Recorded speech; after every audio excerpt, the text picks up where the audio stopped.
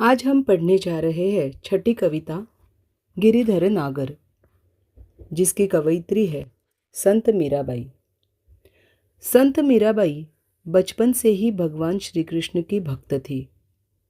मीराबाई भी गोपियों की तरह श्री कृष्ण को अपना पति मानती थी। इसलिए इनकी अधिकांश रचनाएं भगवान श्री कृष्ण के प्रेम से ओतप्रोत है।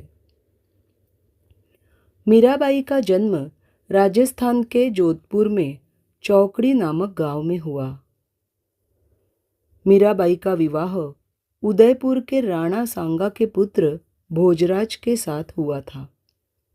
विवाह के कुछ समय बाद उनके पति की मृत्यु हुई। इसके पश्चात वे कृष्ण भक्ति में इतनी तल्लीन हो गई कि मीराबाई भगवान श्री कृष्ण के मंदिरों में कृष्ण जी के भजन गाते गाते मग्न होकर नाचने लगती। उनका इस तरह साधु संतों के साथ भजन गाना और कृष्ण भक्ति में तल्लीन होकर नाचना उनके राज परिवार को अच्छा नहीं लगता था। इस परिवार ने उन्हें कई बार विष देकर मारने की कोशिश की, लेकिन वे मीरा को मार न सके। श्री कृष्ण ने हर बार मीरा की रक्षा की। प्रस्तुत काव्य में मीराबाई कृष्ण के प्रति अपना प्रेम प्रकट करती है। वे कहती है, मेरे तो गिरिधर गोपाल दूसरो न कोई। मतलब मेरे भगवान श्री कृष्ण है, उनके सिवा दूसरा कोई नहीं। यहाँ पर वे भगवान श्री कृष्ण को गिरिधर, गोपाल इन नामों से पुकारती है। गिरिधर यानी गिरी को धारण करने वाले, गिरी यानी कि पर्वत, पर्वत को धारण करने वाले, और गोपाल यानी कि गायों को पालने वाले। गो माने गाय और गायों का पालन पोषण करने वाले। तो भगवान श्री कृष्ण ने अपनी उंगली पर गोवर्धन पर्वत को उठाया था, इसलिए उन्हें गिरिधर कहते हैं। कवयित्री कहती है, मेरे तो गिरिधर गोपाल दूसरो न कोई। मतलब भगवान श्री कृष्ण ही मेरे हैं, उनके सिवा मेरा कोई नहीं। जाके सिर मोर मुकुट मेरो पति सोई। जाके सिर माने जिनके सिर पर, जिनके मस्तक पर, जिनके मस्तक पर मोर पंख, मोर मुकुट माने मोर का पंख मुकुट के समान शोभायमान है, वो शोभित हो रहा है। मेरो पति सोई, सोई माने वही, सोई का अर्थ है वही। तो वही मेरे पति है, पति यानी कि स्वामी, वही मेरे स्वामी है। जिनके सिर पर मोर पंख मुकुट के समान शोभायमान हो रहा है, वे ही मेरे स्वामी है। छाड़ दई कुल की कानी कहा करी है कोई। छाड़ दई माने छोड़ दी। क्या छोड़ दी है? कुल की कानी, कानी यानी कि मर्यादा। कानी का अर्थ क्या है? मर्यादा। तो मैंने क्या की है? कुल की मर्यादा छोड़ दी है। कुल यानी कि घराना, घराने की मर्यादा जो होती है वो मैंने छोड़ दी है।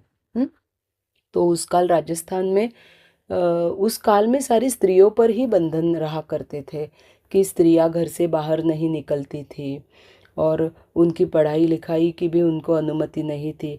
तो ऐसे कई बंधन उस काल में स्त्रियों पर थे। तो ऐसे वक्त में भी मीराबाई श्री कृष्ण को अपने पति मानकर मंदिरों में जाकर उनके भक्ति में मग्न होकर नाचती थी।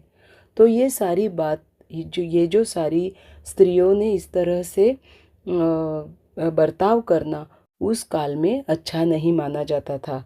तो इस तरह से कवयित्री कहती है कि मैंने छाड़ दई कुल की कानी। मैंने क्या किया है?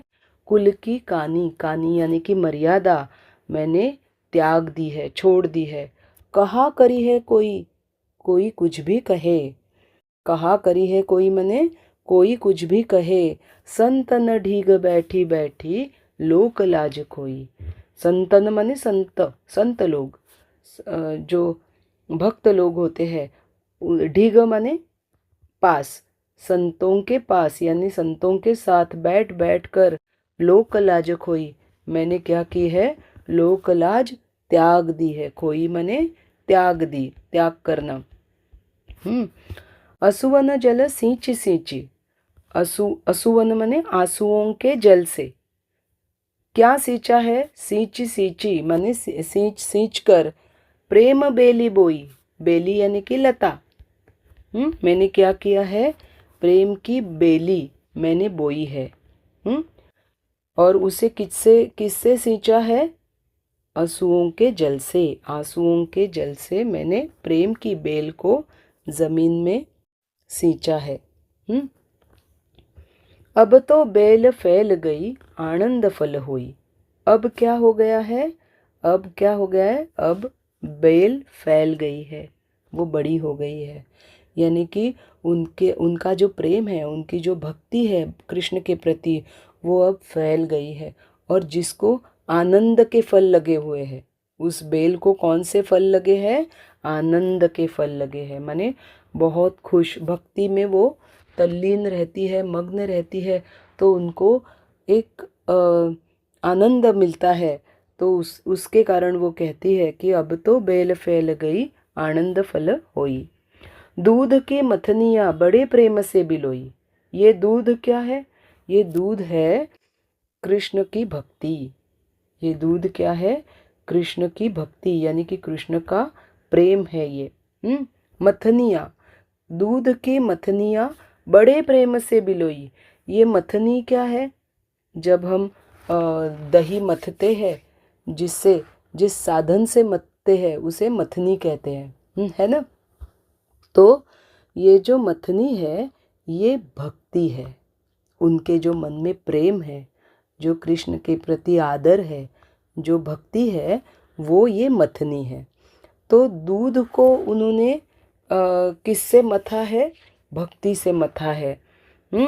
बड़े प्रेम से बिलोई, दूध की मथनियाँ बड़े प्रेम से बिलोई।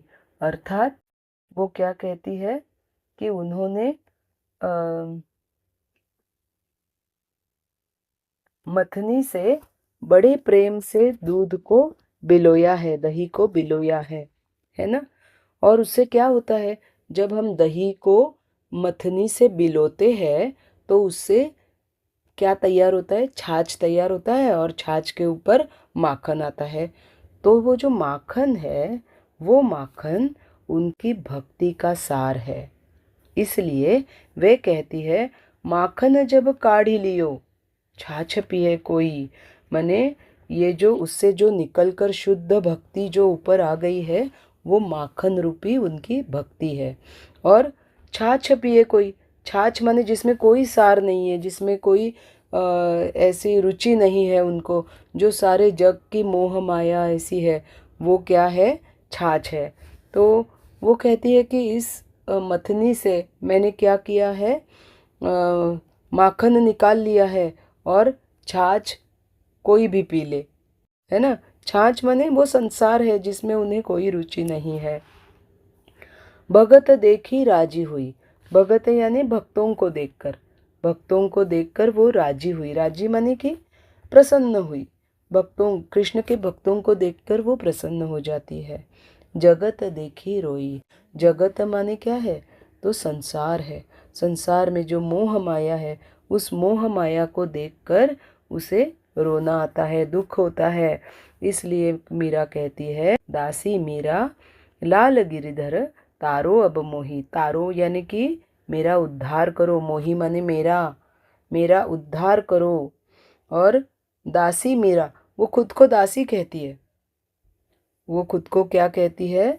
भगवान श्री कृष्ण की दासी कहती है। मीरा तो आपकी दासी है, और उसे इस संसार रूपी भवसागर से पार लगाओ। ये वो भगवान श्री कृष्ण से क्या करती है? प्रार्थना करती है।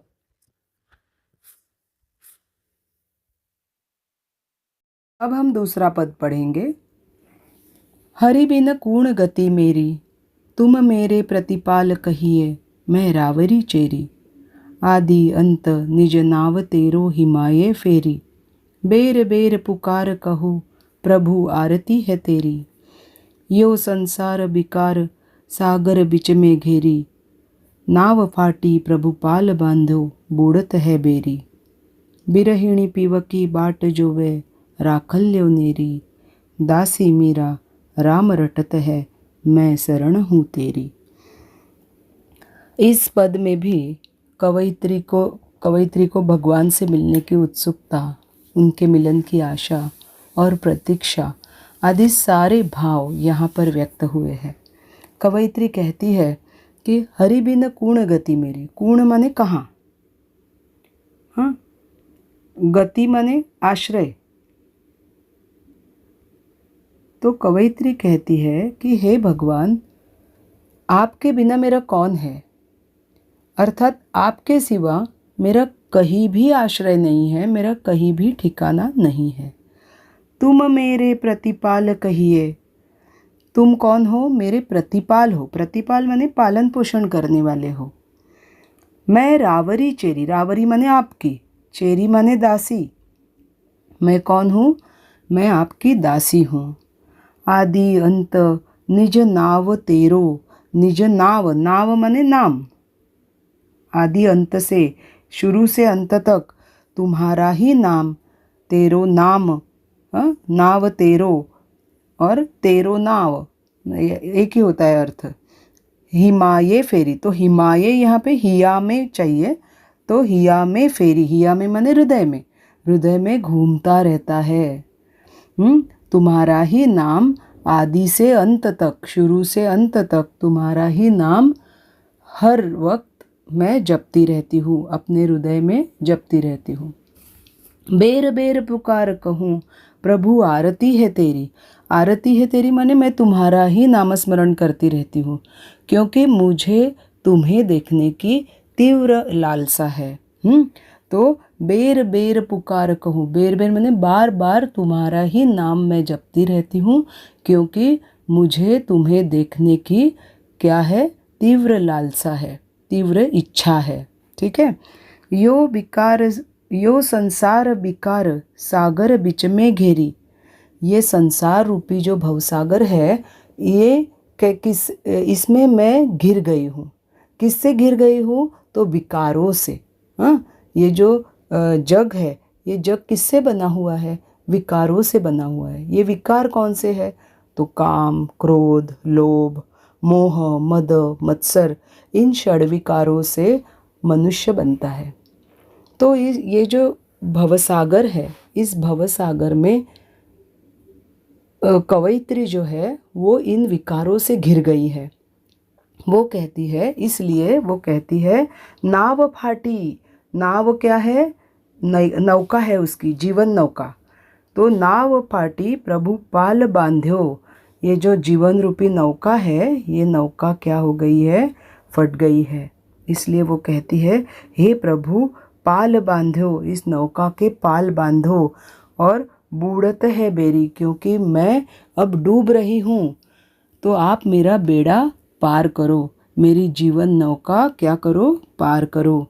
बिरहिणी पीवकी बाट जोवे, मेरी जीवन नौका अब डूबने आई है। तो वो नाव जो है वो फट गई है, तो मैं तुम्हारी राह देख रही हूँ। किसके समान राह देख रही हूँ? तो बिरहिणी पीवकी बाट जोवे, जिस प्रकार बिरहिणी अपने प्रियतम की राह देखती है, बाट जोवे माने राह देखती है।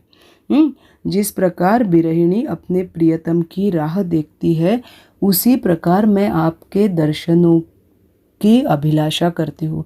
मैं आपकी राह देख रही हूँ, निरंतर मैं आपकी राह देख रही हूँ, आपके आगमन की मैं प्रतीक्षा कर रही हूँ। राखल्यो नेरी, मुझे अपने समीप रखो, मुझे अपने पास रखो।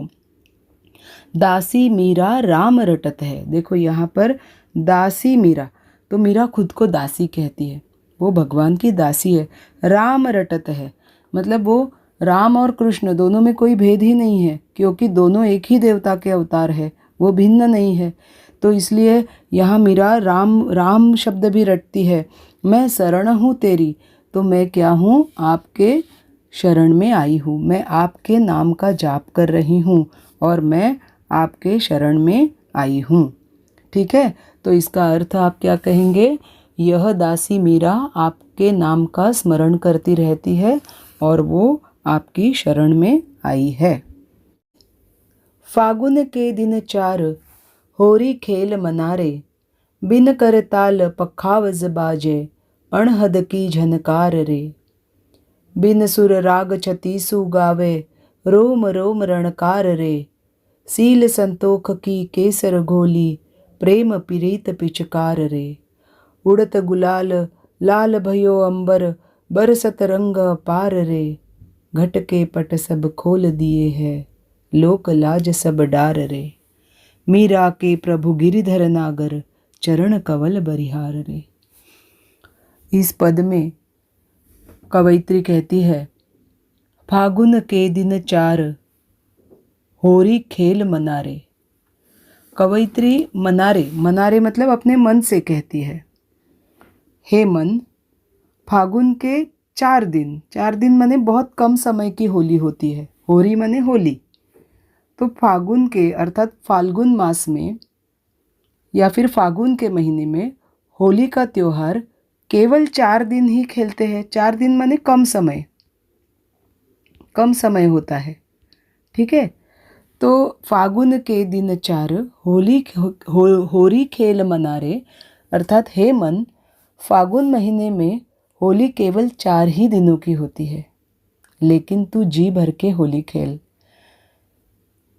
ये जो होली है ये भक्ति तथा प्रेम की होली है। मीरा का मन सदैव कृष्ण भक्ति में मग्न होता है, इसलिए उसे बिन करताल पखावज बाजे, अणहद की झनकार रे। करताल, पखावज ये वाद्यों के नाम हैं। तो मीरा जो होती है, मीरा कृष्ण के भक्ति में लीन है। तो इतनी वो लीन है कि उसे वाद्यों के बिना ही, करताल, पखावज आदि वाद्यों के बिना ही अणहद की झनकार रे। अणहद, अनहद नाद, अणहद माने अनहद नाद।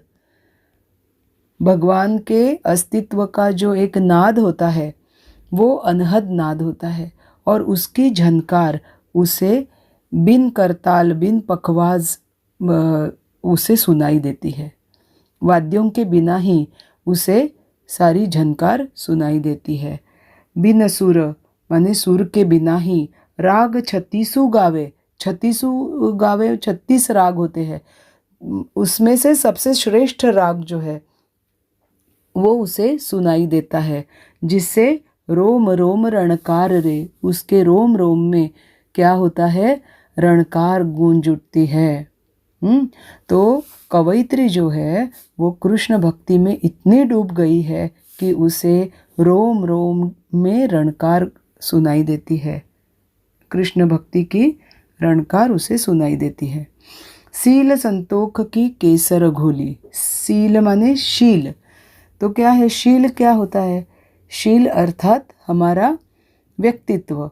तो जो हमारी शील जो है, और संतोख, संतोख माने संतोष, यानी कि हमारा समाधान होता है, पूरी तरह से समर्पण का भाव होता है। तो सील और संतोष का केसर उसने घोला है। किस में घोला है? तो प्रेम रूपी पिचकारी में घोला है। और वो जो प्रेम रूपी पिचकारी है वो कैसी है? तो उसमें शील तथा संतोष की सीमाएं हैं, जिसमें से स्नेह का रंग उड़ाया जाता है, प्रेम का रंग उड़ाया जाता है। उड़त लाल गुलाल भयो अंबर, लाल गुलाल उड़ रहा है। ये कवयित्री अपने मन में ही होली खेल रही है। उसकी जो होली है वो होली भक्ति की, प्रेम की होली है। जिस प्रकार होली में गुलाल उड़ाया जाता है, उसी तरह से प्रेम का रंग उसके मन में उड़ाया जा रहा है। उड़त गुलाल लाल भयो अंबर, पूरी तरह से अंबर यानी कि आकाश लाल भयो माने हुआ है। उड़त गुलाल, गुलाल के उड़ने से अंबर माने आकाश लाल हो गया है। और क्या हो रहा है? बरसत रंग अपार रे, रंग, बहुत सारा रंग आकाश में से क्या हो रहा है? तो बरस रहा है।